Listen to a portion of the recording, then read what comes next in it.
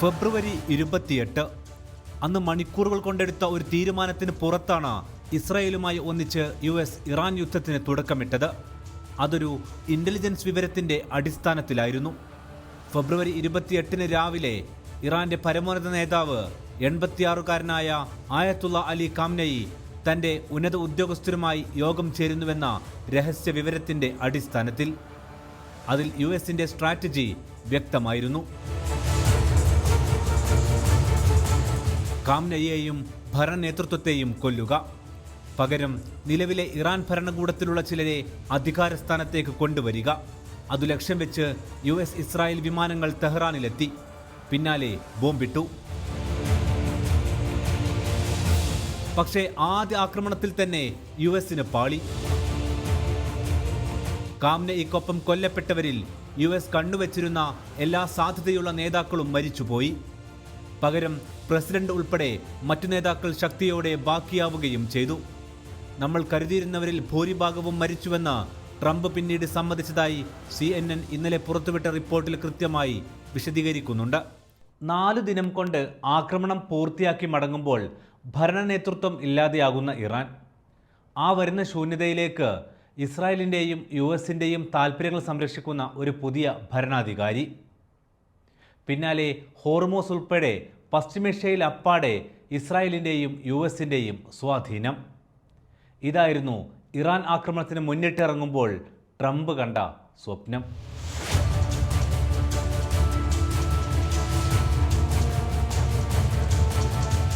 Iran ഒരുങ്ങിയിരുന്നതിനാൽ ഇസ്രായേലിൻ്റെയും USൻ്റെയും സംയുക്ത plan ഹ്രസ്വകാല സൈനിക ക്യാമ്പയിനെ ഇപ്പോൾ നീണ്ട യുദ്ധമാക്കി മാറ്റി. നമ്മൾ ഈ കഥ പറയുന്ന സമയം യുദ്ധം 14 ദിവസം പിന്നിട്ടിരിക്കുന്നു. തോൽക്കാൻ കൂട്ടാക്കാതെ കഴിയാവുന്നയത്ര മുന്നോട്ട് കൊണ്ടുപോകാൻ ഇറാനും ഇസ്രായേലും ആഗ്രഹിക്കുന്ന യുദ്ധം. അതിനിടയിൽ പെട്ടുപോയത് USഉം ഗൾഫ് രാജ്യങ്ങളുമാണ്.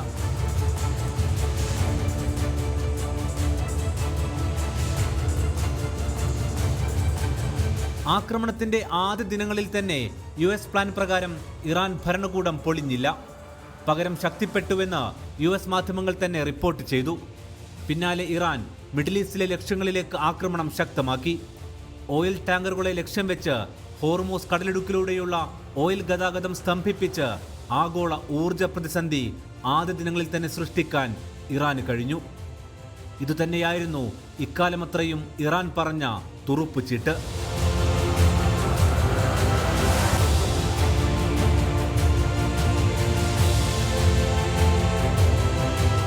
ഇറാനിൽ നിരവധി നേതാക്കളെ ട്രംപും നെതന്യാഹുവും ചേർന്ന് കൊന്നു.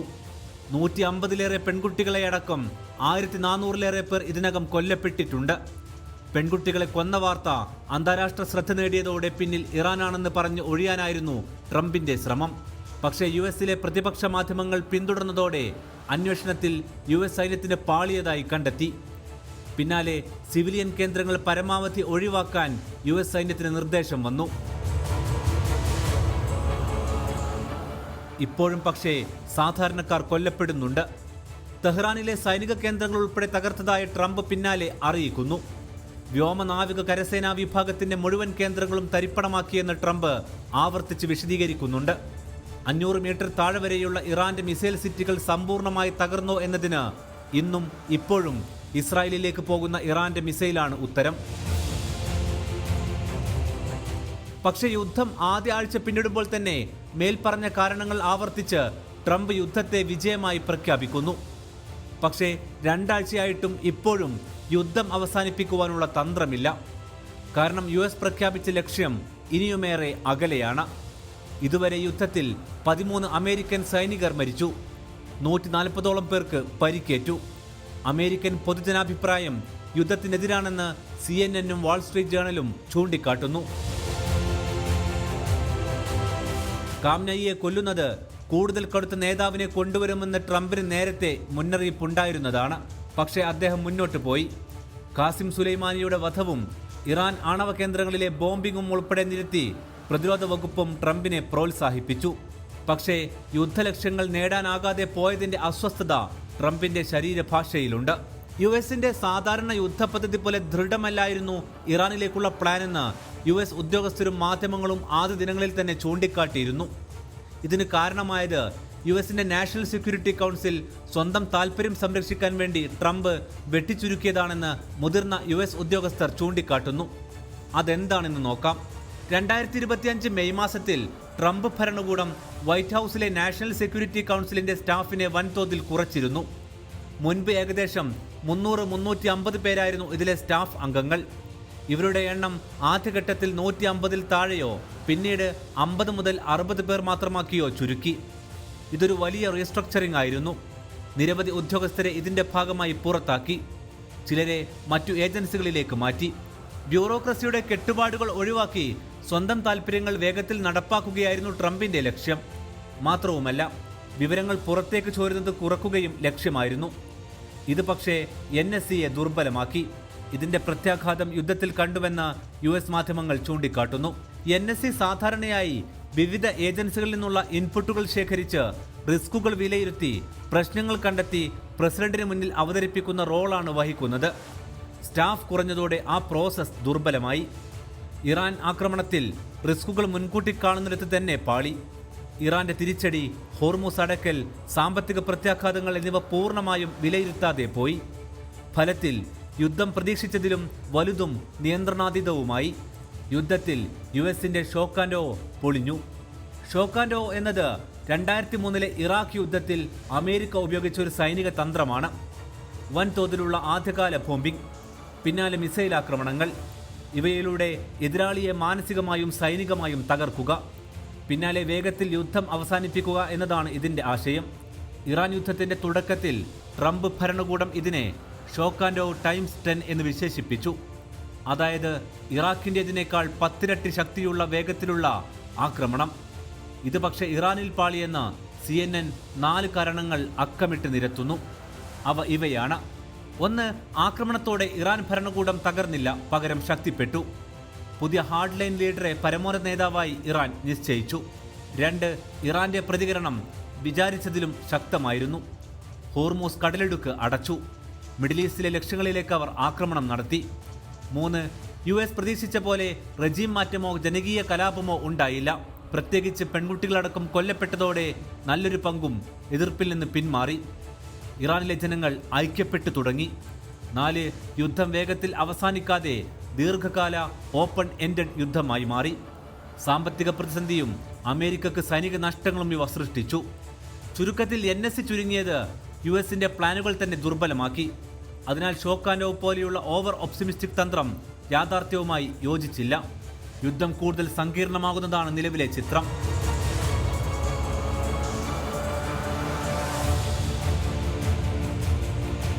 യുദ്ധം 2 ആഴ്ച പിന്നിടുമ്പോൾ ഇറാഖിലെ US കേന്ദ്രങ്ങളിലും പശ്ചിമേഷ്യയിലെ US കേന്ദ്രങ്ങളിലും സ്ഫോടന ശബ്ദം തുടരുകയാണ്.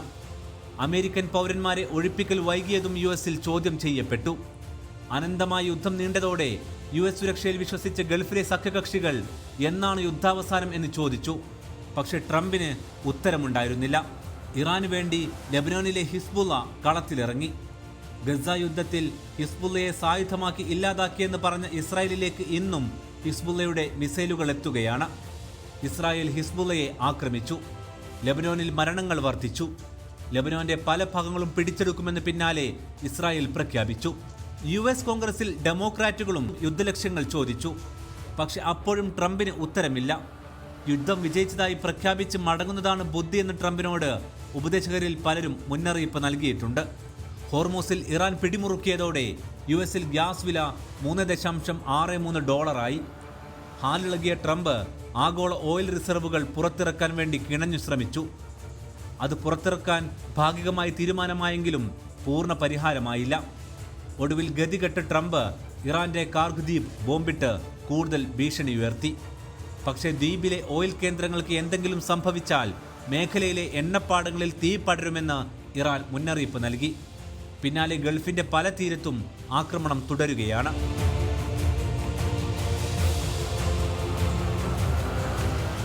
ഇതോടെ ട്രംപിന്റെ സ്വരം മാറി. ചൈനയുൾപ്പെടെ പല രാജ്യങ്ങളും ഹോർമൂസിലേക്ക് ഇറാനെതിരെ കപ്പലുകൾ സംരക്ഷിക്കാൻ എത്തുമെന്ന് ഇന്നലെ രാത്രി ട്രംപ് പറഞ്ഞു. പക്ഷേ യുദ്ധത്തിൽ നിന്ന് എല്ലാ കക്ഷികളും പിന്മാറുകയാണ് ഉചിതമെന്ന് പറഞ്ഞ് ചൈന പിൻവലിഞ്ഞു. കാരണം ചൈനയുടെ മുഴുവൻ കപ്പലുകളും നിലവിൽ തടസ്സമില്ലാതെ ഹോർമൂസ് വഴി പോകുന്നുണ്ട്. മാത്രവുമല്ല, ഡോളറിന് പകരം യുവാനിലാണ് ചൈനയ്ക്ക് ഇറാനിൽ നിന്നും എണ്ണ ലഭിക്കുന്നത്. ഇതിന്റെ പ്രതിഫലനം സ്വർണ്ണ വിപണിയിലും US ഓഹരി വിപണിയിലും ഇടിഞ്ഞിടിഞ്ഞു വീഴുന്നതിലൂടെ കാണാം. യുദ്ധം 15ാം ദിനത്തിലും എങ്ങോട്ടേക്ക് പോകുമെന്നതിൽ നിശ്ചയമില്ല. ഒന്നുറപ്പാണ്, ഇനിയൊരു കർശന നീക്കത്തിന് US തുനിഞ്ഞാൽ എണ്ണപ്പാടങ്ങൾ കത്തും. ഇറാഖിലെ എണ്ണപ്പാടങ്ങളിൽ തീ പടർന്നു തുടങ്ങുന്നതിന്റെ സൂചനകളുണ്ട്. ഒറ്റബുദ്ധിയിൽ നീങ്ങുന്ന US ഇസ്രായേൽ യുദ്ധം മേഖലയിലെ ഗൾഫ് രാജ്യങ്ങളെയും സാമ്പത്തികമായി ഞെരുക്കുകയാണ്. ഇസ്രായേലിന് ഇറാൻ നിലനിൽപ്പിന് ഭീഷണിയാണെന്ന് അവർ പറയുന്നു. ഇറാന് ഇസ്രായേലും. ഇസ്രായേലിനെ രാജ്യമായി കണക്കാക്കാത്ത ഇറാൻ സയണിസ്റ്റുകൾ എന്നാണ് ആ രാജ്യത്തെ തന്നെ വിളിക്കുന്നത്. യുദ്ധം 2 ആഴ്ച പിന്നിടുമ്പോൾ സാമ്പത്തിക രാഷ്ട്രീയ പ്രത്യാഘാതങ്ങൾ വർദ്ധിച്ചു. ഇറാൻ ചർച്ചയ്ക്ക് തയ്യാറല്ല. പാളിപ്പോയെങ്കിലും ഇനിയും വിടില്ലെന്ന ഈഗോയിലാണ് ട്രംപ്. ഇസ്രായേൽ കിട്ടിയ അവസരം വെച്ച് പരമാവധി നാശനഷ്ടം ഇറാനിൽ സൃഷ്ടിക്കുന്നുണ്ട്. സമാനമായ ഡാമേജ് ഇറാൻ ഇസ്രായേലിലും സൃഷ്ടിക്കുന്നുണ്ട്. ആളപായം കുറവാണെങ്കിലും പ്രതിരോധ മിസൈലുകൾ കുത്തനെ കുറയുന്നത് ഇസ്രായേലിനും വെല്ലുവിളിയാണ്. സാമ്പത്തികമായി ഇസ്രായേലിനും US-നും ഒപ്പം ഇതിനിടയിൽ ഗൾഫിനും അതുണ്ടാക്കുന്ന ആഘാതം ചെറുതല്ല.